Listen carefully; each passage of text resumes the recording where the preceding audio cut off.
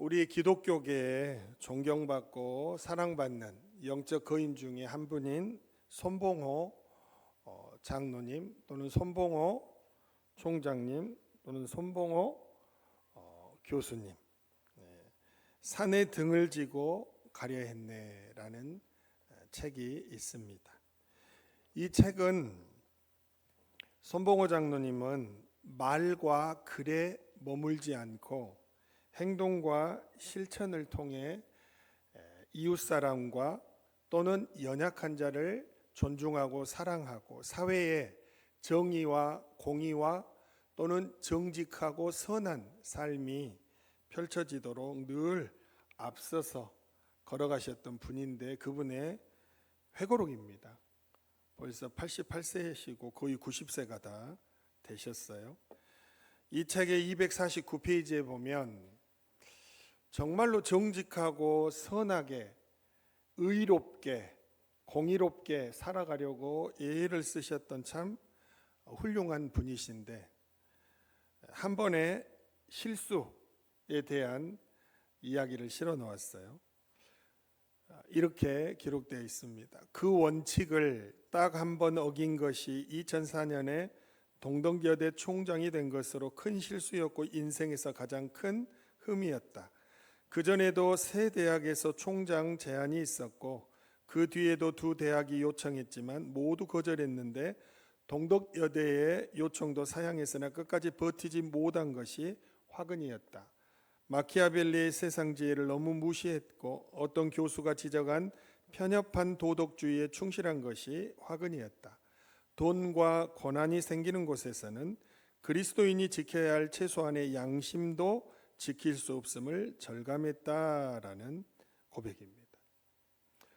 총장을 하려면 예산 확보를 또는 나라로부터 지원을 잘 이끌어내야 합니다. 그러려면 아무래도 그리스도인의 양심에 맞지 않는 거짓말도 해야 하고 맞지 않는 사람과 교제도 해야 하고 내가 도덕적 편협한 도덕주의자라고 낙인이 찍히는 일이 있지만 그리스도를 닮은 삶을 살아가려면 세상 대학의 총장 일을 하기에는 너무 힘들었다는 것입니다. 우리가 세상을 살아갈 때 그렇게 정직하고 선하게 의롭게 살아가기도 힘들거니와 살아가려고 할 때에는 편협한 도덕주의자라는 비난을 받을 수가 있다는 것이죠. 자, 그리고 거꾸로 가서 178페이지에서 또 장로님이 이렇게 고백합니다. 최근 한 모임에서 나는 기운실 운동은 실패했다고 말했다. 35년 이상 정직 운동을 했지만 한국 교회가 그때보다 더 정직해졌다고 할 수 없고 오히려 사회로부터 더 큰 질책을 받고 있기 때문이다. 기운실 활동이 부족해서가 아니라 개인과 집단이 정직해지는 것이 지극히 어렵기 때문이다. 그런데도 불구하고 기운실 운동은 계속되어야 한다고 주장했다. 나는 그런 입장을 선지자적 비관주의라고 부른다. 이사야, 에레미야, 에스겔 등 선지자들은 이스라엘 백성이 회개하지 않을 것을 알았으면서도 열심히 회개를 외쳤다. 기운실 운동은 실패했고 성공할 가능성도 크지 않지만 그래도 계속하는 것이 의무라고 생각한다라는 부분입니다. 저는 이 부분을 설교를 준비하며 이렇게 적용을 했습니다. 이사야, 에레미야, 에스겔 등 선지자들은 성도인 우리가 잘 실천하지 않을 것을 알았으면서도 그것만큼 중요한 건 없다고 보았기 때문에 열심히 실천하라 외쳤다. 앞으로도 성공할 가능성이 크지 않지만 그래도 계속하는 것이 의무라고 생각한다라는 것입니다.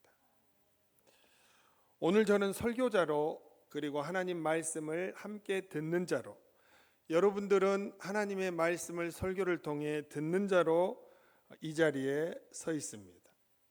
그런데 우리는 오늘 우리가 말씀하고자 하는 내용이 중요하다는 것을 너무나 잘 알고 있는데 실천하는데 실패하는 자가 많고 앞으로도 실천하는 것이 성공할 가능성이 크지 않지만 그래도 계속 이것은 중요하다고 외치는 것이 필요하다는 것입니다. 이사야 선지자도 그랬다는 것이죠. 오늘 히스기야의 신앙을 보면 그것만큼 중요한 것이 없다고 외치던 이사야 선지자의 외침을 들을 수가 있습니다. 이사야 38장 1절부터 3절까지의 말씀입니다.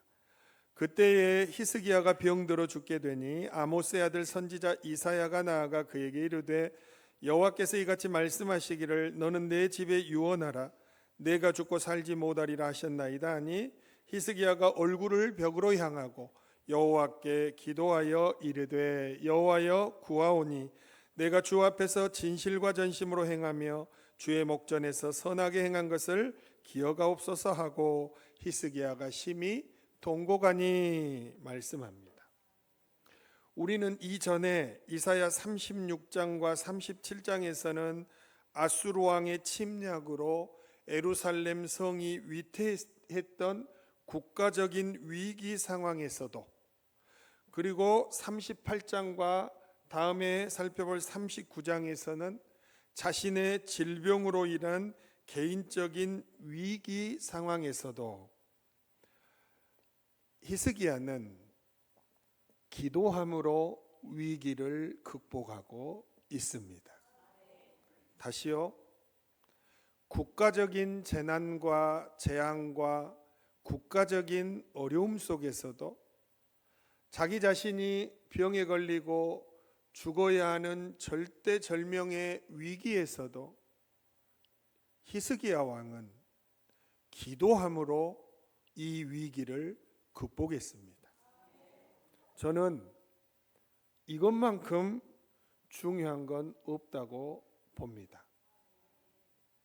기도로 위기를 극복하는 것, 이거는 정말로 중요합니다. 그러면 왜 우리는 기도하는데 실패자가 되는가? 왜 그렇게 하나님이 말씀하셔도 우리는 기도하는 일에 성공하지 못할 때가 많은가? 그 이유는 응답의 체험이 적기 때문입니다. 아니면 응답의 체험이 거의 없기 때문입니다. 오늘 히스기야는 하나님의 응답을 기적으로 받았어요. 이사야 38장 5절 말씀을 우리 한 목소리로 같이 읽겠습니다. 너는 가서 히스기야에게 이르기를 내 조상 다윗의 하나님 여호와께서 이같이 말씀하시기를 내가 내 기도를 들었고 내 눈물을 보았노라 내가 내 수완에 15년을 더하고 아멘. 하나님께서 죽을 병에 걸린 히스기야 왕을 15년이나 더 생명을 연장시켜 주셨어요. 이런 체험이 있는 사람은 기도할까요, 안 할까요? 기도합니다. 우리가 이사야 36장, 37장, 38장, 39장은 역사적으로 봤을 때 순서가 뒤바뀌었어요.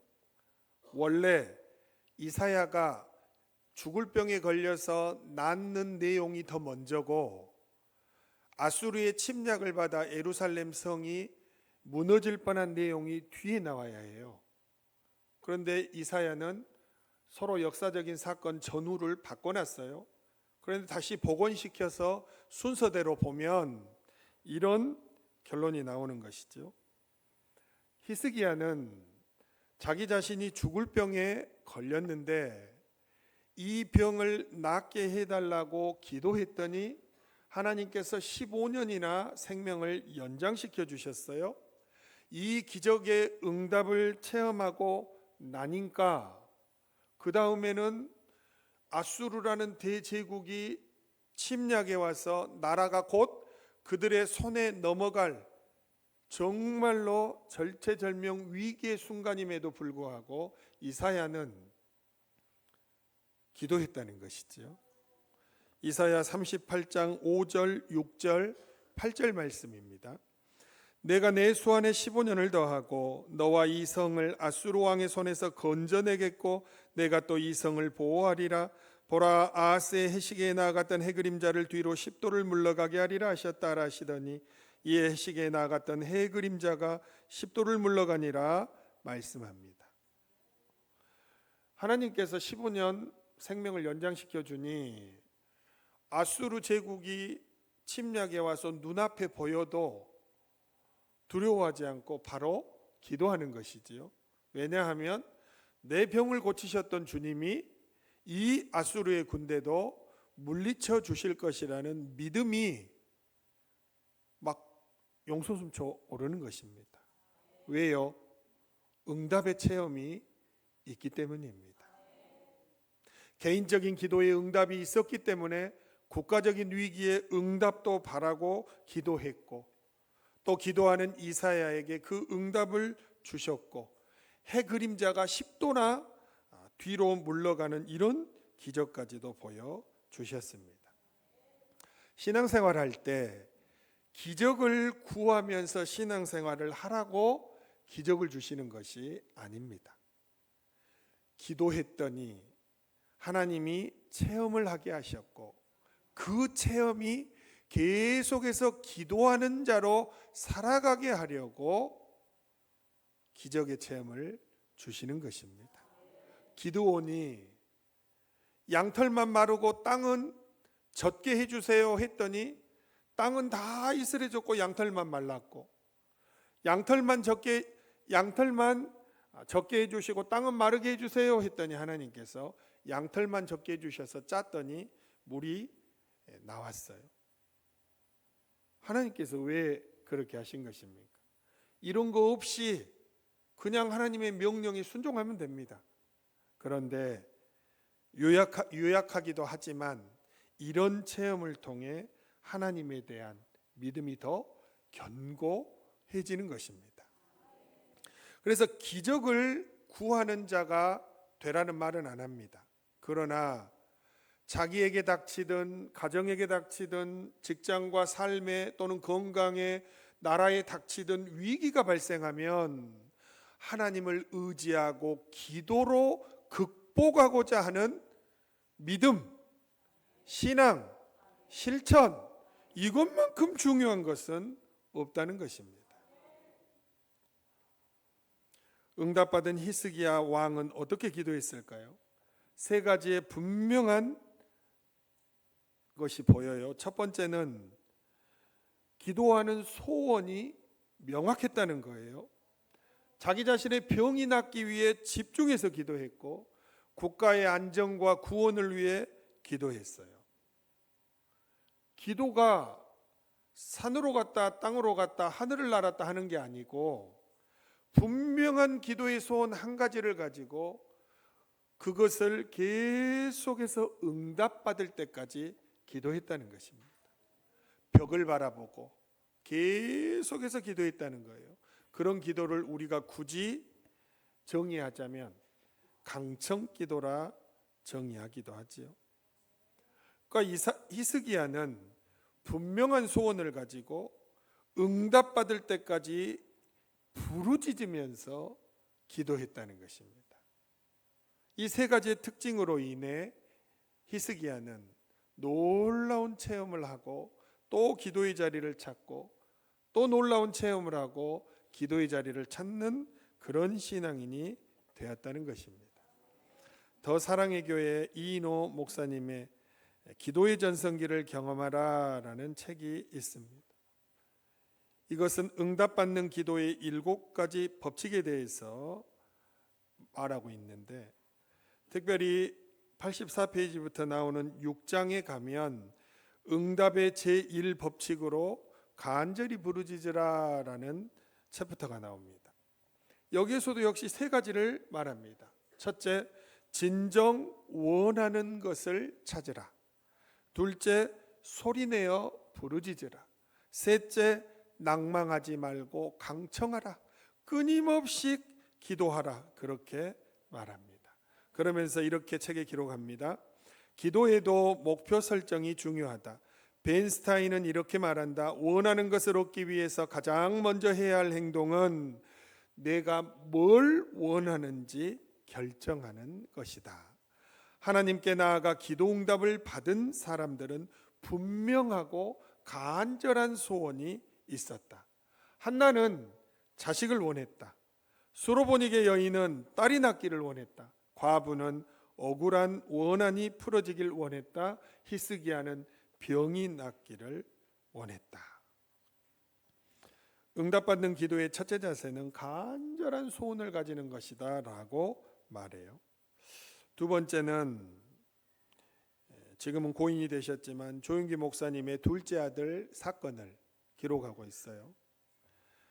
신방을 하고 저녁 늦게 돌아왔는데 둘째 아들이 친구들과 번데기를 사 먹고 식중독으로 죽을 지경까지 갔는데 이 사건으로 나머지 친구들 7명의 어린이가 다 죽었어요. 그리고 둘째 아들은 사경을 헤매고 있는 것이죠.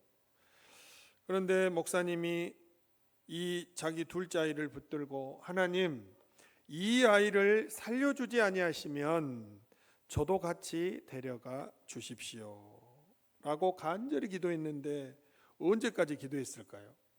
일어날 때까지.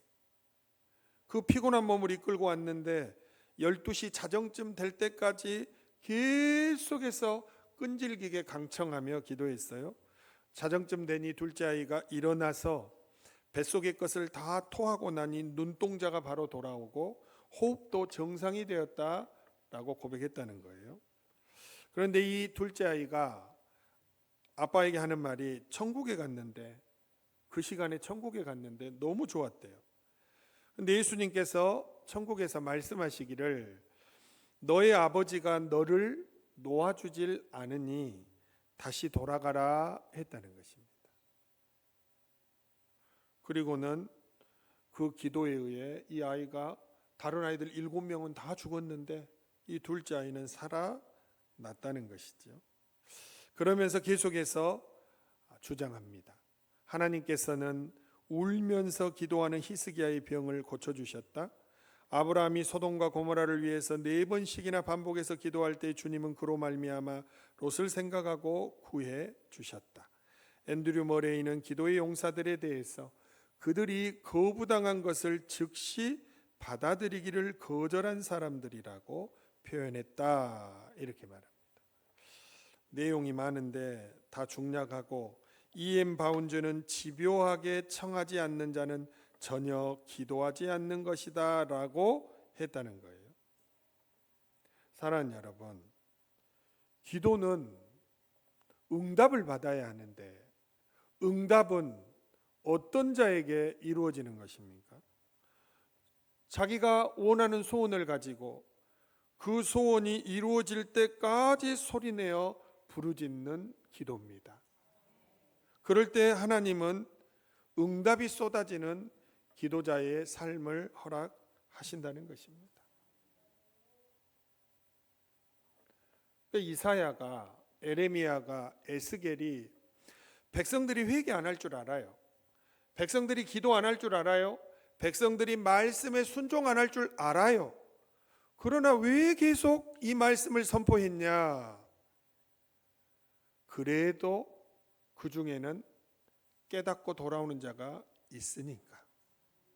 그래도 말씀을 안 들은 것보다는 나으니까 한 것입니다.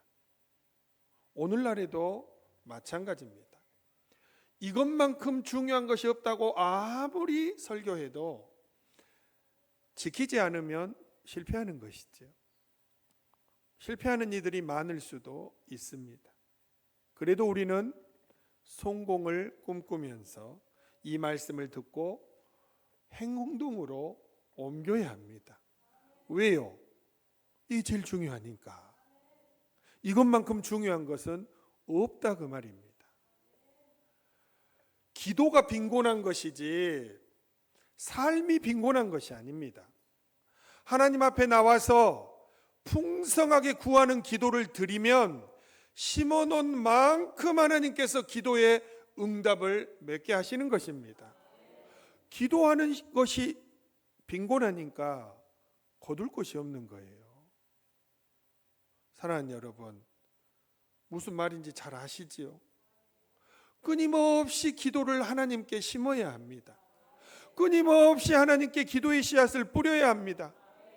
그래야 하나님이 기도를 들으시고 응답하실 때 내가 많이 뿌려놔야 많이 거두는 것입니다. 그리고 많은 응답의 체험을 받을 때 더 많이 기도하는 자가 되는 것입니다. 풍성한 삶을 사는 자, 부족함이 없이 사는 자, 하나님이 인정하시는 삶을 사는 자는 기도가 풍성한 자라는 것을 절대 잊지 마시기 바랍니다. 마지막으로 이것만큼 중요한 것은 히스기야 신앙을 볼 때 하나님이 주신 은혜의 시간을 아무렇게나 살지는 않았다는 것입니다. 하나님께서 히스기야에게 15년의 삶을 연장시켜 주셨어요. 난 죽을 사람인데 하나님께서 15년을 연장시켜 주셨어요. 그러면 아무리 둔한 사람이라도 하나님이 나에게 은혜로 주신 삶인데 어떻게 살아야 할까 고민하지 않았겠습니까? 히스기야는 어떻게 살았을까요? 이사야 37장 1절 말씀에 보면 어떻게 살았는지를 우리에게 짐작케 하는 말씀이 있습니다. 자, 이 말씀을 우리 한 목소리로 같이 읽겠습니다. 히스기야 왕이 듣고 자기의 옷을 찢고 굵은 배 옷을 입고 여호와의 전으로 갔고. 아멘. 자, 역사적인 순서로는 장이 뒤바뀌었다고 말씀드렸어요. 하나님께서 히스기야의 생명을 살려주셨어요. 그리고 살려주신 그 은혜의 시간 동안 어떻게 살았냐 보니 계속 기도를 열심히 하며 살았던 것 같아요.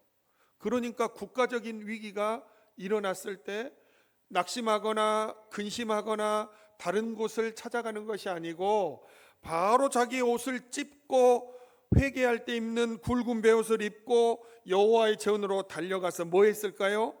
기도했다는 것입니다. 하나님은 우리 모두에게 은혜로 삶을 연장시켜주고 계십니다. 자, 자기가 건강관리 잘해서 오늘까지 살고 있다고 생각하시는 분 계십니까? 물론 DNA가 중요해요. 그러나 하나님이 지키시지 않으면 아무도 장담할 수 없는 것입니다. 하나님의 은혜로 우리의 생명은 계속해서 연장되어 가는 것입니다. 여러분, 제가 50대 중반을 향해 가는데 전 아직 60이 안 됐는데도 죽을 뻔한 경험이 몇 번 있었는지 모릅니다. 바다에서 빠져 거의 죽을 때 갑자기 밑에서 누군가 내 발을 세게 치는 느낌으로 푹 치니까 푹 떠올랐는데 저를 붙잡아줘서 살았어요. 그러니까 저는 물에 빠지면 어떻게 죽는지를 정말 경험을 해본 사람입니다. 거의 꼴깍꼴깍 죽어갈 때 밑에서 뭐가 팍 저를 쳐서 바닷가로 푹 던져줬어요. 믿거나 말거나. 산에서 한 번은 떨어져 죽을 뻔했습니다. 도로에서 제가 차를 역주행해 가지고 정말 죽을 뻔했습니다. 저만 죽는 게 아니라 정상적으로 오는 차들도 다 죽게 할 뻔했어요. 비행기 타고 가다가 그 아내와 함께 비행기 탔을 때 이러다가 비행기 추락하겠구나 경험했던 적이 있습니다. 제가 조교로 했던 신병교육대 수류탄 투척장에서 고문관 같은 그 검은 안경 쓰고 시력 안 좋은 그 고문관 같은 훈련병 때문에 정말로 이 앞에서 수류탄 터져서 죽는 줄 알았습니다. 여러분, 아직 60도 안 됐고 50 중반을 향해 가는 저도 이렇게 죽을 뻔한 위기에서 하나님께서 이렇게 많이 살려주셨습니다. 하나님이 저를 이렇게 살려주시고 이렇게 은혜를 주셔서 오늘이 있게 하고 오늘도 호흡을 끊이지 않고 살아가게 하시고 이렇게 우리에게 기회를 주시는데 이 은혜의 날에 어떻게 살아야 하겠습니까? 이거는 정말로 중요한 것입니다.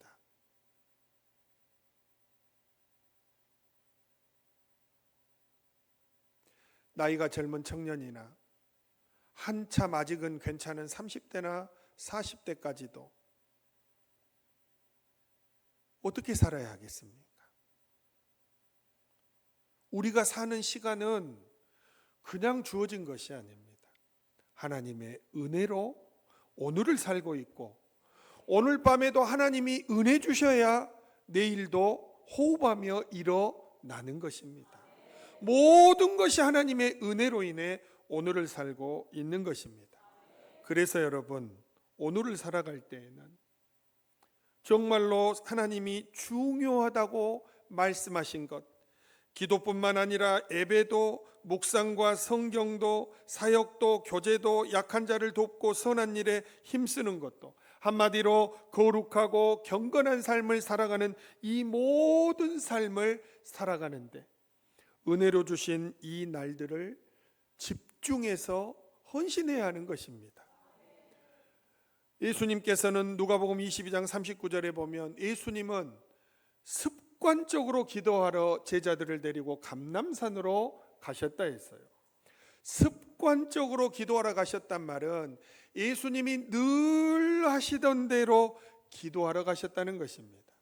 그러니까 예수님은 날씨가 좋은 날이나 궂은 날이나 비가 오는 날이나 태풍이 오는 날이나 몸이 아픈 날이나 건강한 날이나 쑤시는 날이나 상쾌한 날이나 그냥 의뢰하시던 대로 기도의 자리를 찾고 하나님께 예배하는 자리를 찾고 약한 자들을 치료하고 섬기는 자리를 찾고 그게 습관이 되도록 자기의 삶을 아버지 하나님께 드리는 분이 예수님이었습니다.